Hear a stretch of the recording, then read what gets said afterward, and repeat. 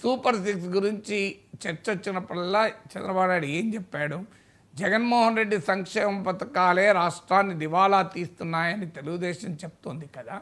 మళ్ళీ మీరు అంతకన్నా రివైజ్డ్ అండ్ ఎన్లార్జ్ ఎడిషన్ ఎలా ఇస్తున్నారు అంటే, జగన్మోహన్ రెడ్డికి ఏమీ తెలియదు, ఆయన దోచిపెట్టుకున్నాడు తప్ప మేము సంపద సృష్టిస్తాం, సంపద సృష్టి చంద్రబాబు నాయుడు బ్రాండ్, సో సంపదను సృష్టించి పంచుతామన్నాడు. ఇప్పుడేమో అమ్మేస్తే తప్ప అమలు చేయలేమంటున్నాడు.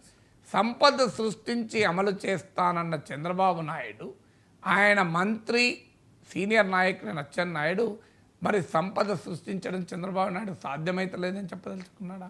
అంటే చంద్రబాబు నాయుడుకి సంపద సృష్టించడం చేత కాదని చెప్పదలుచుకున్నాడా? అంటే అమ్మితే తప్ప సాధ్యం కాదంటున్నాడు అంటే అర్థం ఏంటి? మరి ఎన్నికలకు ముందేమో సంపద సృష్టించి అమలు చేస్తా ఉన్నారు, ఎన్నికల తర్వాత సంపద సృష్టించేదానికి చేతులు ఎత్తేసి అమ్మితే తప్ప సాధ్యం కాదంటున్నారు. అంటే సృష్టించిన సంపద కూడా సరిపోదా? మరి అలాంటి భయంకరమైన హామీలు ఎందుకు ఇచ్చారు? రాష్ట్రాన్ని అమ్మి వేసే దివాలా తీసే స్థాయిలో ఎందుకు ఇచ్చారంటే అధికారం కొరకు ఏ హామీలైనా ఇస్తామా? ఇది పొలిటికల్ అకౌంటబిలిటీ అవుతుందా? సో అందువల్ల ఇక ఆ ఒక్కటే మిగిలింది అన్నాడు. అది నేను ఆంధ్రప్రదేశ్ ప్రజలకు వదిలేస్తాను, నేను చెప్పాల్సిన అవసరం లేదు. ఏ హామీలు మిగిలిన్నాయి, ఏ హామీలు మిగిలేదని ప్రజలకు తెలియదా? ఆర్టీసీ బస్సు ఎక్కుతున్న మహిళకు తెలియదా?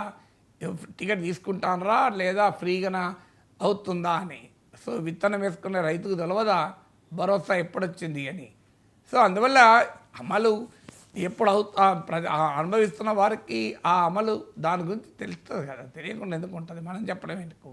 సో అందువల్ల రాజకీయ పార్టీల్లో ఏది అమలు చేయాలో అది చెప్పాలి, అది అమలు చేయలేనప్పుడు మీరు చెప్పకూడదు. ఈ minimum political discipline we expect at least from senior leaders like Chandrababu Naidu కదా. సరిగ్గా ఫైనల్గా